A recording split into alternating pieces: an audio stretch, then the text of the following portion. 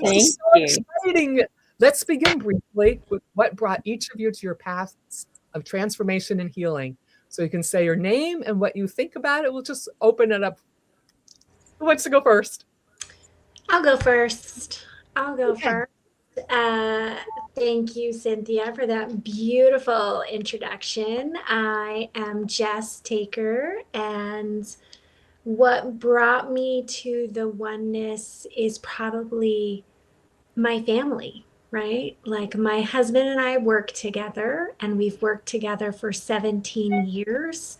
And working with your spouse, you need a work-life balance, right? And you need a balance for yourself. So we were introduced to oneness by actually Paula many years ago, and it kind of was just lingering around us. And then we were ready. We were ready for ourselves to feel what it would be like to have a beautiful state inside and out, and then transform that to our family.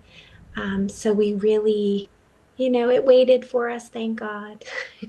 But we came for it for our personal selves and to have our personal growth. But now it's expanded to our family and our business and life. So Beautiful. I want to do a shout out to Margaret Jo Weaver, who has joined us. She says, good afternoon from Sedona. And hello, Patricia Gage. Hello. She goes, hello, Cynthia. Hello, ladies. Hello from Canada. And Jake, hello from Melbourne, Australia. We appreciate you all joining us. And now, Paula. So my name's Paula Schroeder, and I do a healing modality, and I'm a teacher of it. And in one day, I had the synchronicity of 3 people introducing me into the oneness movement. So, one time I'm like, oh, I might pay attention to this. 2, okay, I'll put it on a list. But 3, oh my gosh. And I found myself at a local event that night. And it was crazy. And then it started a journey that's been 18 years in the making, and lots of connections, and a deep introspection into myself and then into my clients. They use it as well, and my friends, and so it's become a way of life. Beautiful. Thank you, Paula. And Amy, we'll go around like a clack. Sure. Hi, everyone. My name is Amy Ramson, and I've been in the personal growth and development field for many, many years, like over 20 at least. And what I saw is that while I was a relationship coach and a workshop leader and a Dale Carnegie trainer and a leader for leaders and managers of Fortune 100 companies, teaching them the brain science of getting along and how to communicate and work as a team. Yet there was still more to do. And I saw that there was things that still weren't working. And thank goodness to Jess, because I was at Egoscue taking a session with Jess, and she says, you got to do this work. And what opened up was nothing short from miraculous. I had no idea that there is literally a way to shift our being, shift our listening, shift the way we see life to come from bliss, unperturbed calm, and not need all these tools in our toolbox. We could just be love and joy. Beautiful, Amy. And Karen. Hey, so my name's Karen Marshall. And what brought me to oneness? I think it was like most of us, divinely inspired. I literally had just been a seeker my entire life. I had suffered from like depression and addictions in my family and lack of connection and just a bunch of challenges and things. And one day I ended up, a friend invited me to a Field of Awakening event that Sri Preetha Ji leads in various cities across the country and the world, really.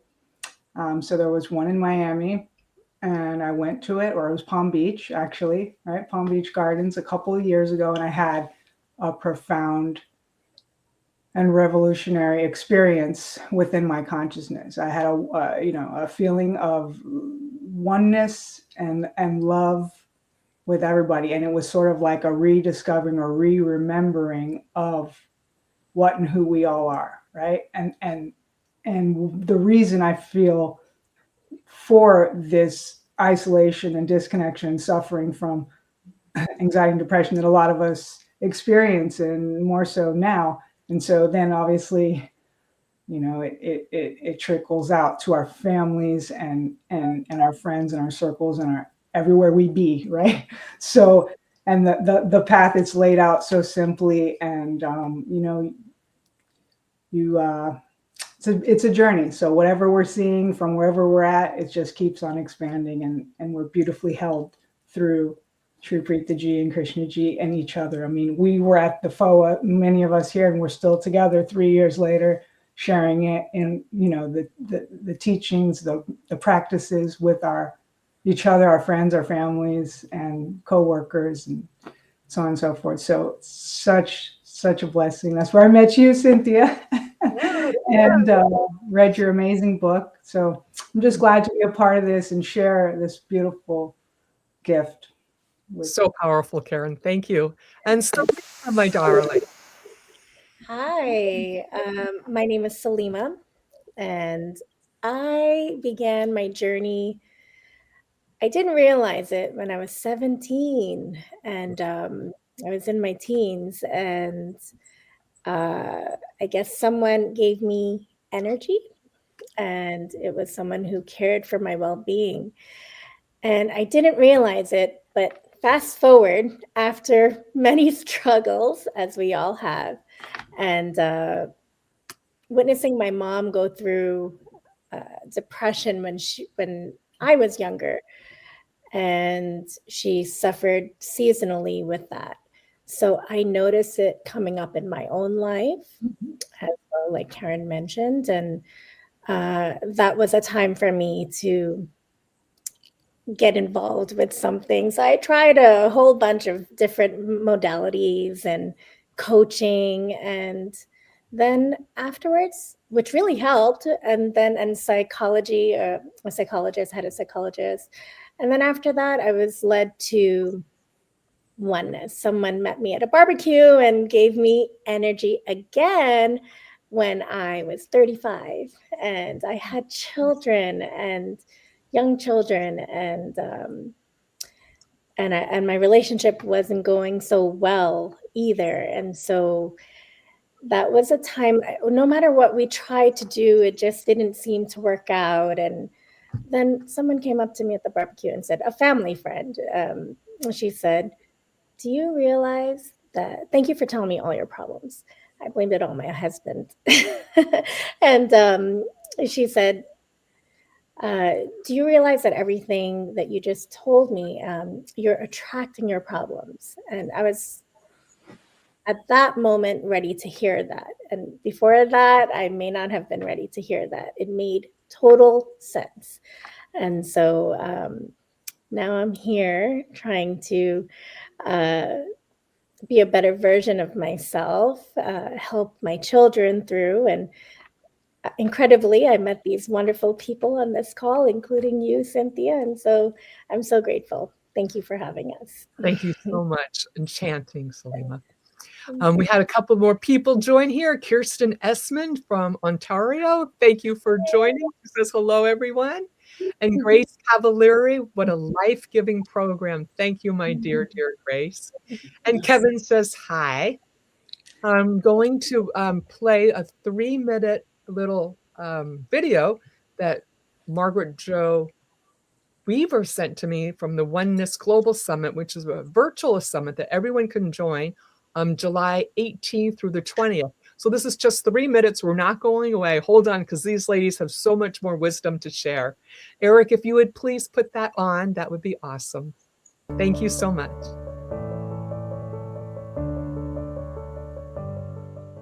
Do you wake up with a feeling of overwhelm or a sense of rush?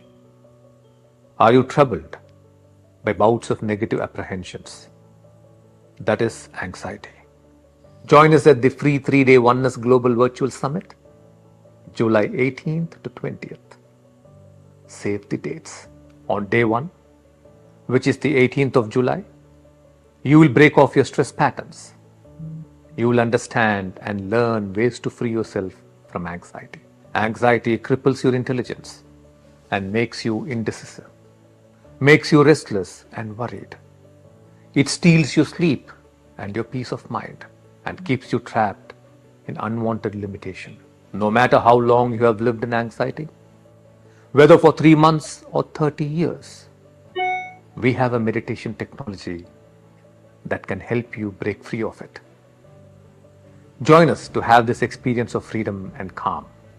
On day 2, which is the 19th of July, we will explore love abundance.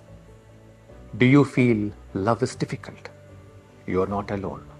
So many in the world feel it is difficult to love someone with whom you already have an intimate relationship.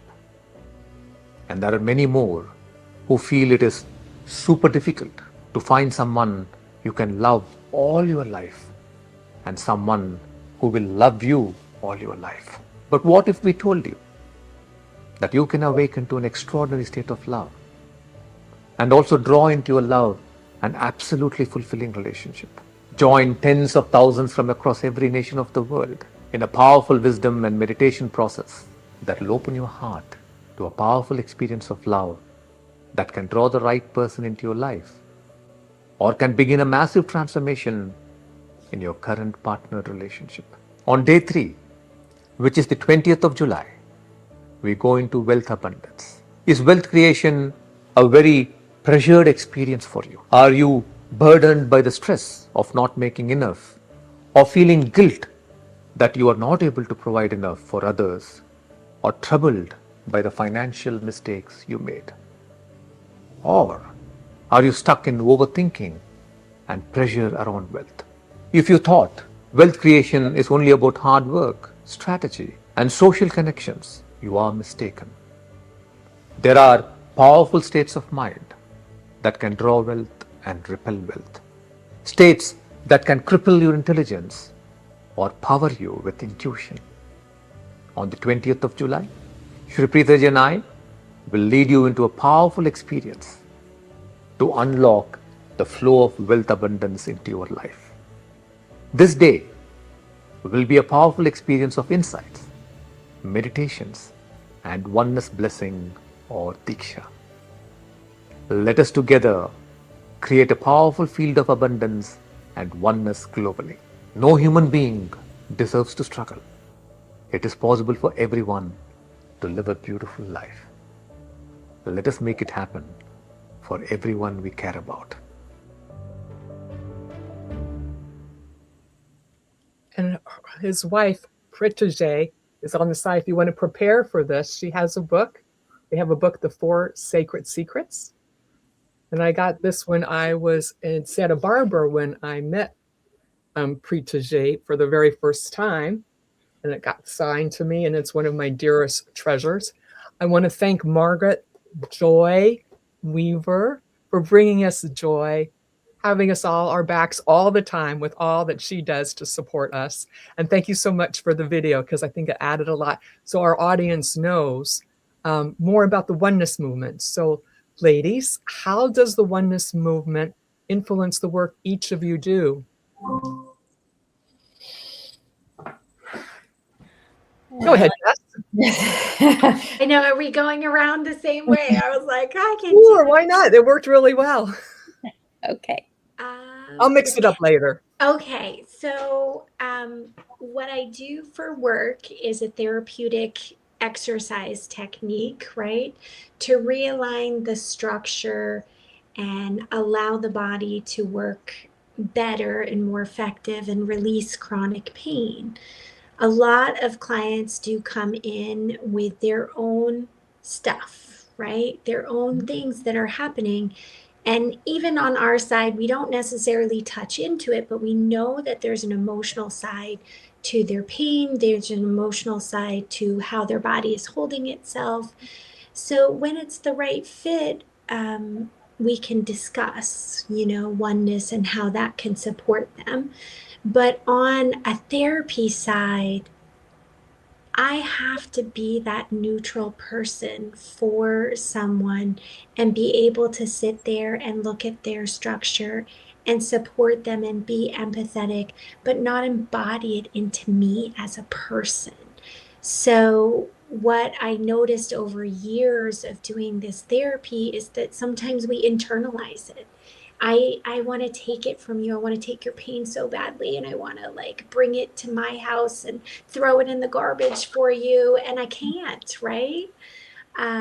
Or I'm a mom and I was bringing my own stress to my therapy appointment with my clients. And what I've noticed with the oneness is just helping me release any stress or anxiety that I'm carrying for myself so that I don't bring it into the therapy appointment.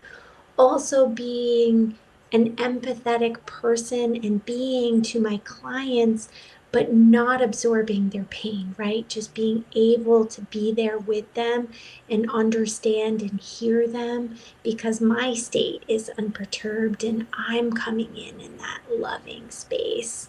And then for them, because I would love to see more and more people in a loving state, in a true loving state, right? Not just joyous because they're out of their body and having like so much fun, but just loving their lives again.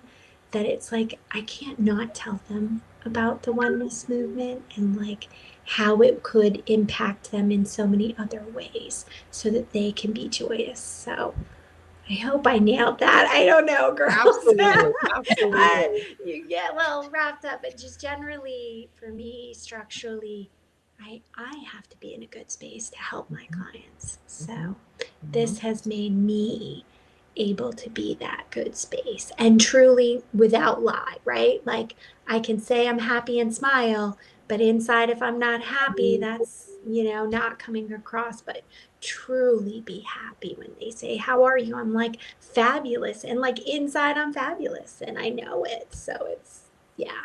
I love Absolutely. Truth, starting with what you do each and every day, making those wise decisions. Miss Paula, how does the oneness movement influence the work you do? Well, I'm a practitioner as well as a teacher of spiritual response therapy. It is a technique that works with what's in the subconscious mind. So anything that's unresolved. So if you got hurt in second grade by your playmate in class and then the teacher told you you were, too loud, and then your whole life you carry this thing that you're too loud. And so basically, this technique helps get to those things and release the stuck energy or the stuck emotions. And that's exactly what Sri Preetaji and Sri Krishnaji help us do within the oneness movement is you learn to connect with yourself inside.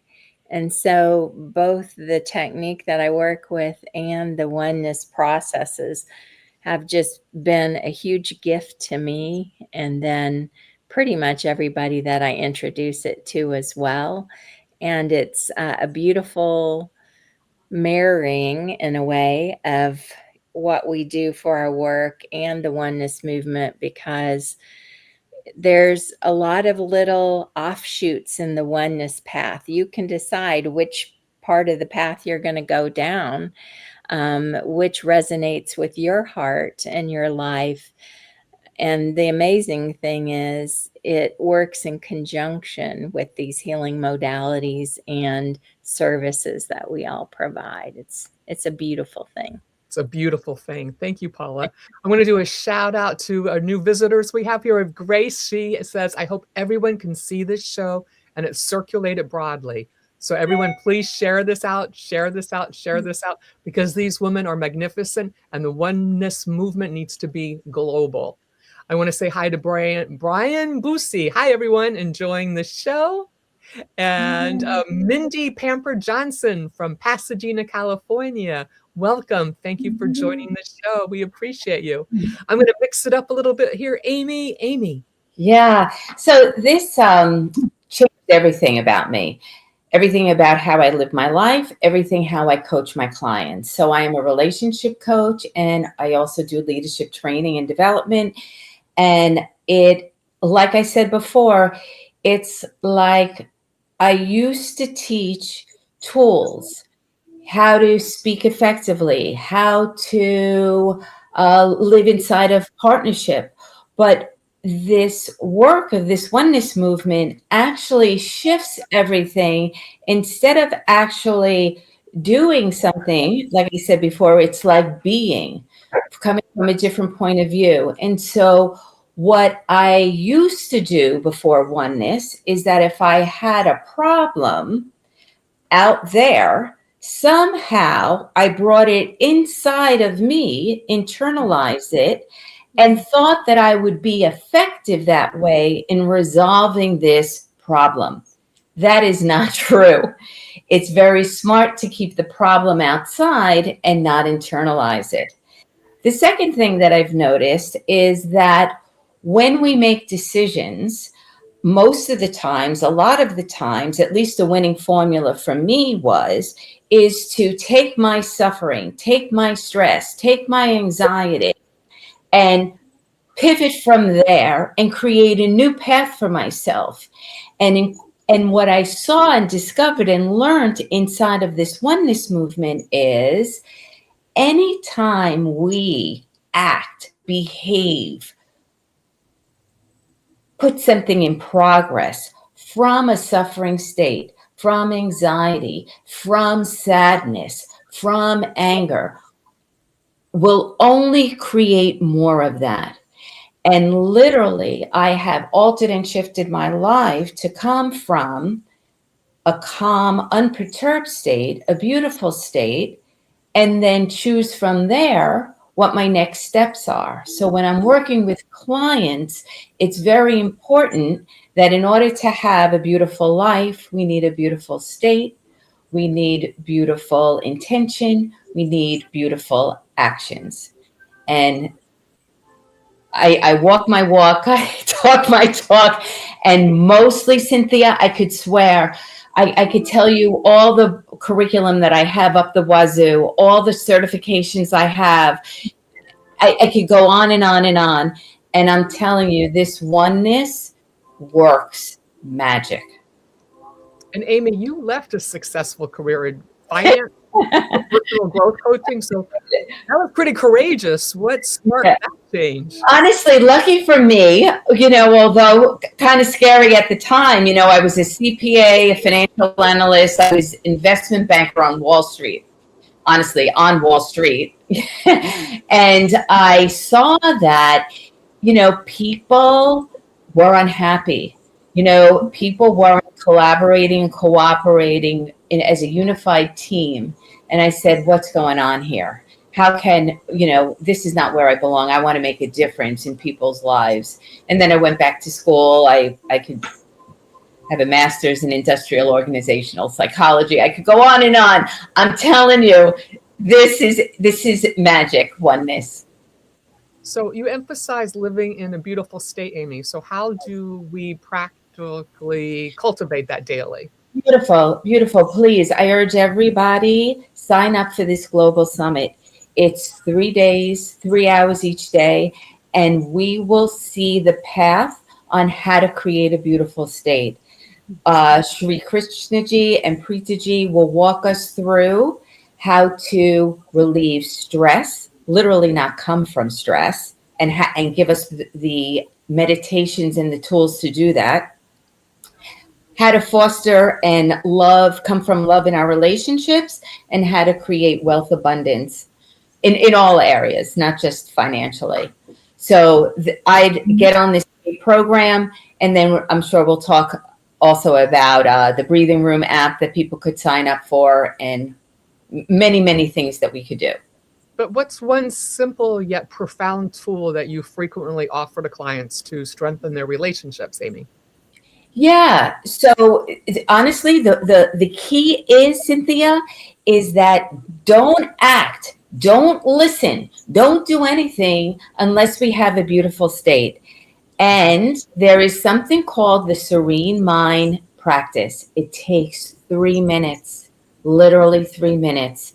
It's on the Breathing Room app, which is part of Oneness. Before you speak to anyone, listen to anyone, create a new plan, make sure that you have unperturbed calm, you're serene, you're grounded in your essence. Serene mind, 3 minutes. I did the serene mind right before I got on this show. Perfect. Serene mind before We all did. Amy says, thank you to Margaret Joy Weaver. And Margaret says, we are either in a suffering state or a non-suffering state. Awareness is the key. Awareness within versus all the chaos on the outside. Thank you, Margaret Joy Weaver. That is very, very helpful. I'm going to pop over to Jess to mix it up a little bit because she overcame her own chronic pain through the SQ method. Can you share your personal journey, Jess? Sure. We're back to me. Sorry, girls, I was not ready. Yes.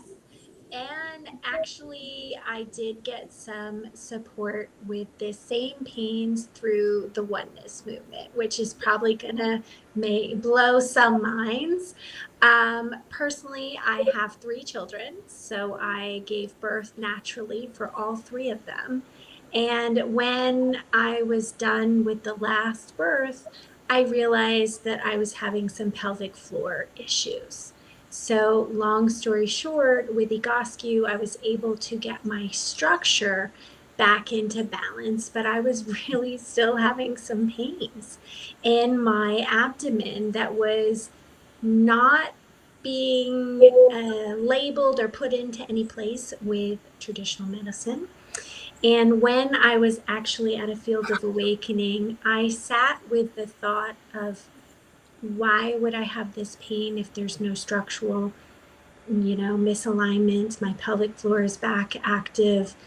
And I actually connected to some other pains that were suffering through my family and generational, and was able to go through the processes and release that during the field of awakenings, right? So, and then was able to feel that healing and that lifting through the oneness. So it was pretty cool that structurally I was able to help myself, and then knowing I'm structurally sound, but I'm still having issues. And then going into, right, that mind, body, spirit, right, connection, and actually releasing that during a field of awakening. So it was pretty powerful for me. And I know that so many other women might have some things going on that, sometimes we're holding for other people. So, yeah. So Jess, what are some common misconceptions about pain that you like to clear up for our audience? For most people, when it comes to where the pain is located, we like to discuss that it might not be the source of the problem, right? You might have a pain radiating somewhere else. And a lot of the times, we'll have pains going down our leg, but it might structurally be from somewhere else. So looking at the body as a whole and going, there is pain and it's an indicator. We should move forward to do something. And then we can look at our bodies and how can I support myself? So to me, we need to start helping ourselves for our structure and look at the body as a whole. And just how quickly do clients typically experience relief through your method? With Egoscue, usually you start feeling a difference right away in the sense of how your structure is going to feel. And then for everybody, I wish I had like that silver bullet or that timeline. I don't always know, but I do know we usually see people for a series of visits, and somewhere around that fourth or fifth visit, their bodies start holding better and feeling better. But during that first visit, they start walking different or feeling different, and they know something's moving, something's changing. And a lot of the times the pain or discomfort goes away quicker. I would say somewhere around the fourth or fifth visit is usually the best. Wow, excellent. Grace says enlightening and liberating program. So, Cynthia, good questions. Thank you. Thank you. They're amazing women, just amazing. And for oneness, the best. Yes. Thank you for joining. Please share this out. These women have so much knowledge to offer. This is amazing. Miss Paula, what drew you to spiritual response therapy, SRT, initially? Well, I had some intuitive abilities that came to me at an early age, and it was a little frightening at the onset of it. I knew things before they happened for other people.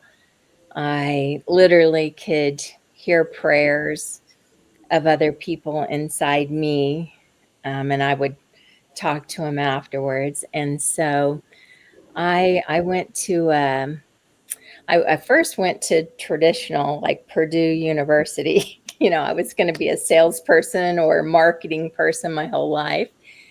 But because of this event, I ended up going to a 2-year clairvoyant program to get in charge of my skills and not be afraid of it.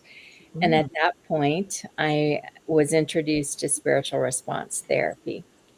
And so I studied with the founder of that method, went through several years of grooming and educational things to become a teacher of the method. And so, I've been doing that for many years. And I think the thing that attracted me was I had a life event where I had a lot of physical pain in my body. And yes, I've been to the Egoscue Clinic as well. We're all clients of each other. So, Good group. yeah. Paula, can you explain how subconscious beliefs create blocks in our lives and how SRT addresses these? Yeah. So one good practice that is both within SRT and oneness is at the end of the day, you kind of review your day and see if you have kind of closed up and processed everything that happened. So in SRT, they call it the law of mind action. In oneness, it's like a reflection, basically. And so we make sure that we didn't hurt or harm anyone during the day. And if we did, we can send them a little loving energy their way, those types of things. Well, on the SRT perspective, say we've been doing it for 20 years and it's a bad habit and we didn't even know we were hurting people. So because in the subconscious, we don't know what's there. It's like a closet. I had a client once that told me it was like I have a closet of ugly clothes that Paula cleared out, and I didn't even know they were there. What a good analogy. Yeah. So anyway, anything that's lying dormant like that, it could be handed down through our lineage. Or it could also be what are called samskaras, which can be impressions in our consciousness that create limitation, self-punishment, low self-esteem, those types of things. Yeah.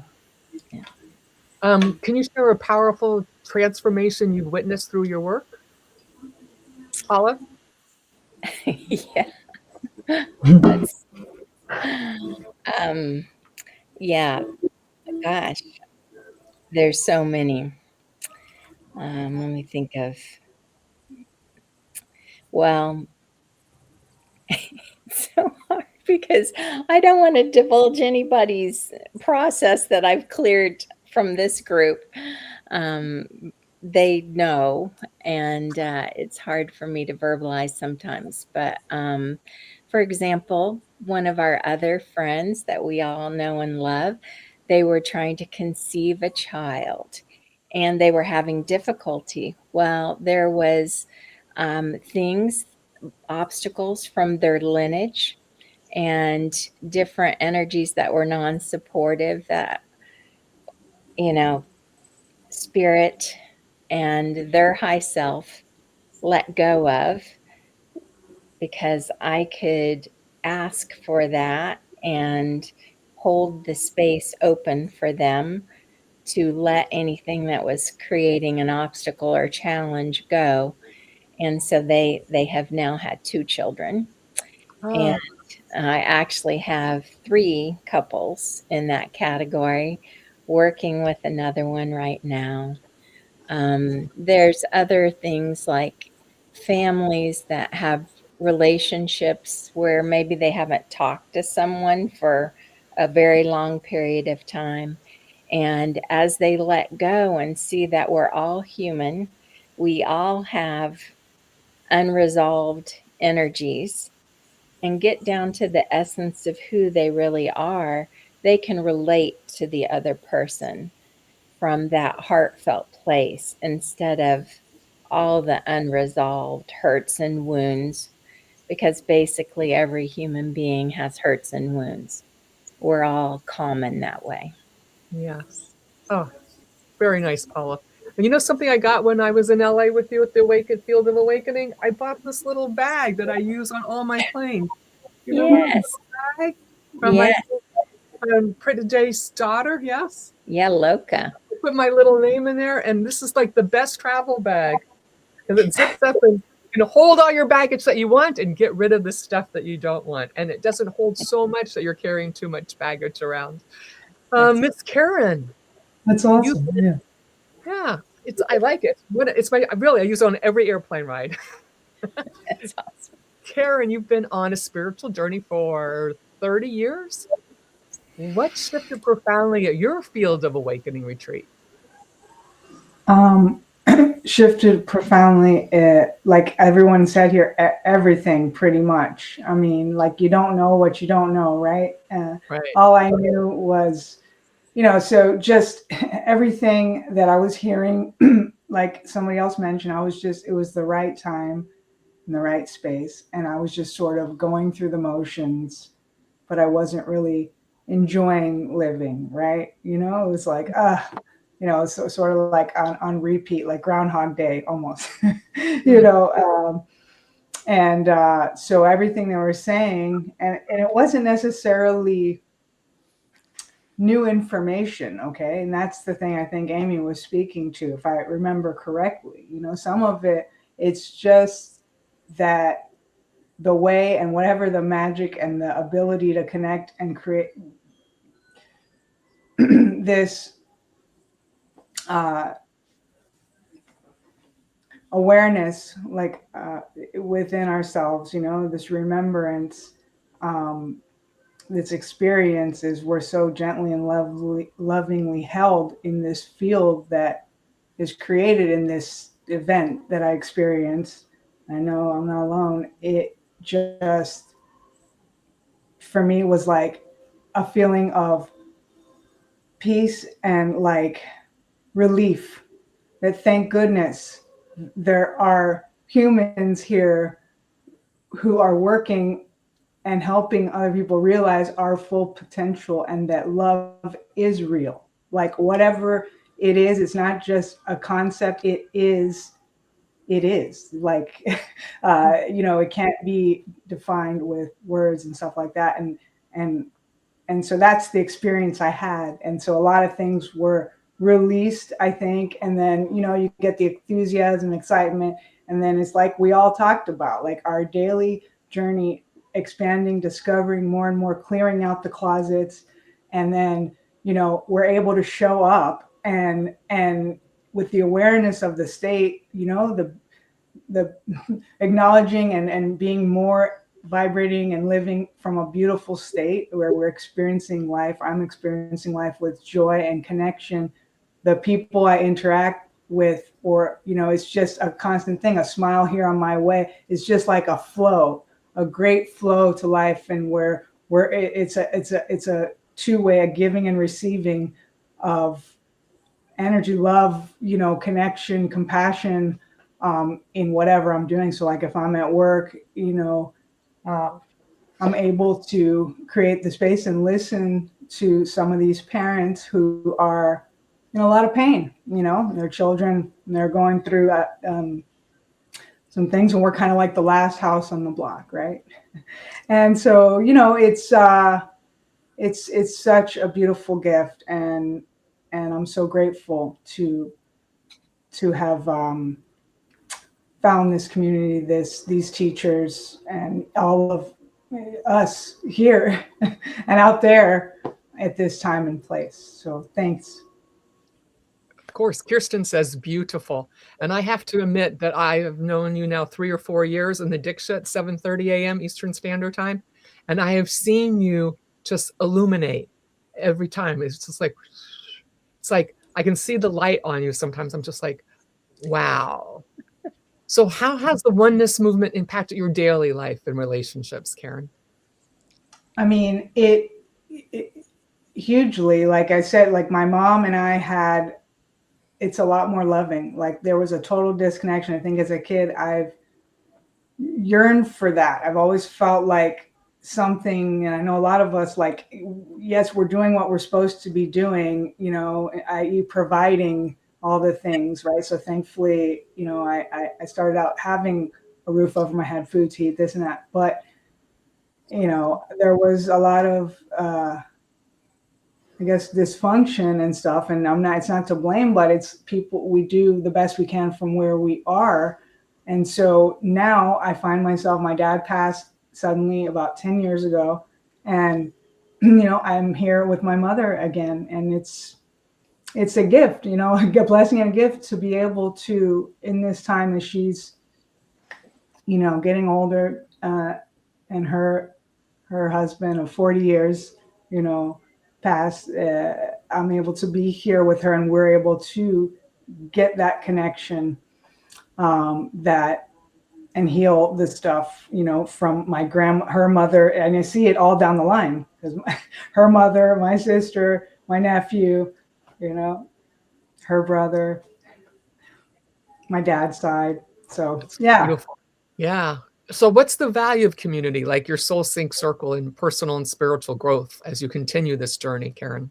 The value of it is priceless. I mean, there's nothing, we do nothing alone. And that's the thing also, that's been a huge shift for me, because I think, you know, and a lot of us, we, you know, everyone has different messages that we make, but I think, you know, for me, it was like on some subconscious level, it's like, I'm not putting myself out there getting hurt. You know, people, you can't depend on people. So going around like I'm doing it on my own, I don't need anybody else. And then that leads to not consciously, really, and sometimes consciously knowing that, you know, I think that's how I was operating a lot of times, in a protection mode too, that wasn't very useful or helpful to a point. So, you know, now rediscovering, like I said before, and coming, you know, having this experience or this awareness about community and the blessing that each one of us are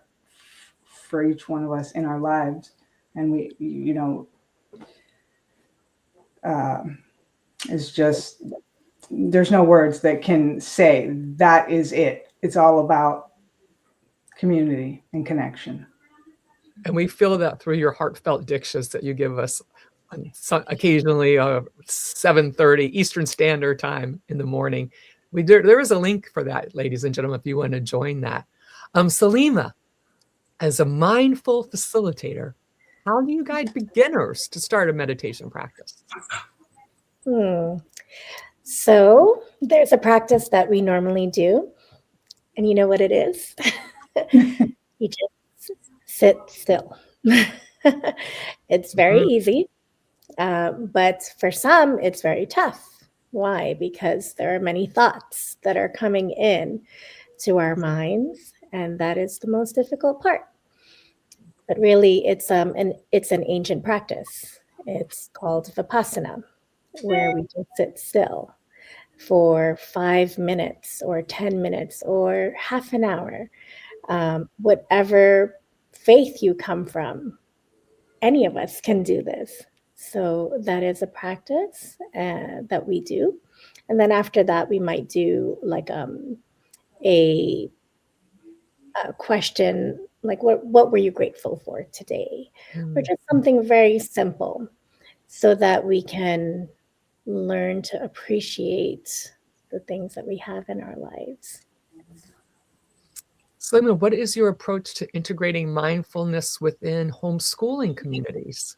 All right. So I teach online. I teach a homeschooling community online, or a set of homeschooling communities online. And I thoroughly enjoy it. And I love working with kids. But I'm able to integrate some of those practices, like being present to them when they're speaking and not butting in when they're speaking, or judging them as they're speaking. So just being able to be there. And some people really enjoy it. And we get to have fun too. Sometimes we play games online after class, and we take breaks, and I play their favorite music.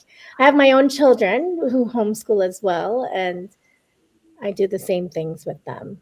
And I think they can feel it. I definitely feel it from them. I have learned that while children are younger than us, we are equals, and that's what Oneness has taught me, and taught them as well. So they know they're equal to me as well, and I don't exert power over them, and neither my students as well. So I think when children feel that, of course, being firm when we need to, that is okay, because if you're doing it from a beautiful state, you're taking action. And that's, a lot of people believe that we're this, flying over the clouds and looking at the butterflies. Well, not only that, we do experience negative states sometimes. And then just doing the practice, like Amy said, does bring us back to a beautiful space. And from that beautiful space, we can take action. Sometimes we have to be firm. Sometimes we have to deal with challenges that come up. And our focus is phenomenal when we do the meditations and the practices, and just sitting still for 5 minutes can bring that. So yes. Saleema, could you share a personal story of transformation you've seen through Reiki or mindfulness practices? Yeah. I've seen people get together, meaning I've seen couples get married, and first they start out with doubt. Their work, everything it's troubling them. They can't find a partner, and then they start doing the practices and the gratitude and connecting with themselves, really, and their higher selves, of course. And by doing so, they're able to attract a lot better for themselves. And then they see the shifts, and then soon a new partner comes in. So I've seen that for 3 people around my space. And it's pretty fun to witness. Yes. Yeah, And I love it. to be a friend of theirs, to be able to witness that. Yeah. Thank you. Just beautiful. Just beautiful. Love it, love it, love it. So everyone, whoever wants, how has your understanding of oneness evolved through your individual work? Well, the one thing for me that comes up is, in the different processes that have been offered through oneness, there are people from many countries many backgrounds of faith or no faith. And it doesn't matter because, and we might not even speak the same language, but the human emotion that runs through humanity is where we're one. That's where we're all connected. And I've noticed also in my healing work that even if someone in our world does something that we consider not right or bad, it's really just unresolved energies that can let go. And when those unresolved energies let go, they come back to their center. And there's that connection that we all feel with, a presence, an energy that's maybe greater than us. And that is what I've been able to experience sitting in the presence of Sri Preetaji and Sri Krishnaji, and also Krishnaji's parents, Sri Amma Bhagwan too. So anyway, that's what I would like to share. And It's we've got Amy. non-denominational. Amy, you are also present, powerful, connected, and we can feel it. Thank you, Amy. That's beautiful. And another one of your number one fans, Margaret Joy Weaver.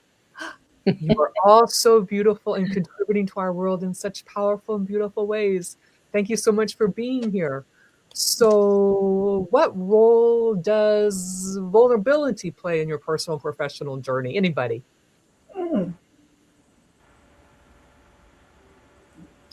I could say something, about being vulnerable. And I think it's about creating this space or creating a pause. So for me personally, there's a lot of world events that are occurring around the world, in the United States of America, in my neck of the woods, that would normally in the past before oneness just hook me and throw me into some kind of confrontation or some kind of argument or some kind of, don't you see this is the right thing to do, or why is this happening, or some inequity. And when you're talking about vulnerability, what we started to talk about is how do we live from a beautiful state, is that moment where I stop and pause, like Saleema is saying, like it's not only that I'm sitting still as a practice in my home in the morning with these beautiful women or by myself, it's literally out and about in my life where something could happen that could trigger me into a stressful state, a non-beautiful state, where I pause, I become silent, right? And see my suffering, see the cause of my suffering. And then as soon as, what Margaret Joy was saying, bring awareness to that. And that's why this is so magical. It dissolves. So similar to what I was saying, it's like you don't even need tools in your toolbox anymore, or the right way to speak a conversation, or say, you just don't need that, because we're coming from love and joy and compassion already. And that's vulnerability. Being in that moment, trusting that the right move will come next. Well stated. And Ashley says, really beautiful shares. Thanks, Ashley. For the group, why do you believe self-awareness and self-compassion are essential in transforming our lives? I think that you need self-awareness so that you can really know where you're coming from, right? If you don't look inward to how you are or how you're acting or how you are inside, and I can speak for myself of having those births, I thought I knew as much, like I knew what love felt like. But when working through with oneness and having these opportunities or these tools that we are speaking into, I realized there's even more abundance of love. Like there's a bigger love to feel for others, for my children, for my family, for my clients, that I didn't even know what the love level was. And I didn't know how far it could be.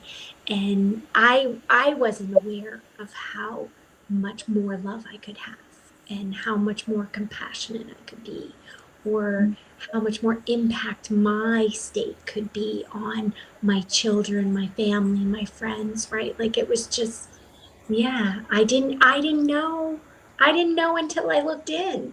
And I needed to go to a field of awakening, or I needed to go to the summit that's coming up so that I could be aware of that inner state. And that really, it's just, yeah. I mean, I really did think I was a loving person. And I was like, now I'm just like overflowing with love. So it's just like, yeah. Yeah. So the oneness state, Eric, if you could run each person's contact information through there as they answer the one intention that each of them has for the remainder of this year, whoever signs up for the oneness virtual meeting, right here, www.theonenessmovement.org. I will send them a book that I wrote, Black Pearl, Love Letter to the Ocean, or Savannah Seas, depending. So the first 3 to each person I will send out, except for US only. I will send you a coupon so you can order on Amazon if you are in Australia, Canada, and the other few places that we've seen, or anywhere in the universe. Patricia says, create shamatha, calming, abiding, to build concentration, to focus on love. Such beautifully spoken moments this evening. Nice. Thank you, Patricia. Beautiful. Calm, abiding. So one intention each of you has for the remainder of the year.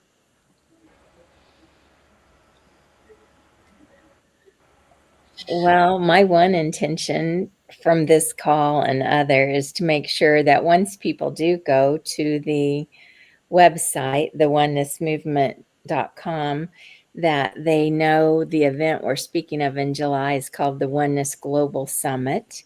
So we have a goal of having tens of thousands of people on that call.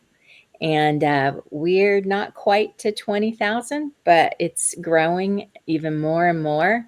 So I would just be really grateful for more people to have the opportunity to live free of stress and beautiful states of consciousness. So. And thank you very much, Margaret. Joy Weaver, need to go. Thank you. We're just going to finish up here, and go ahead.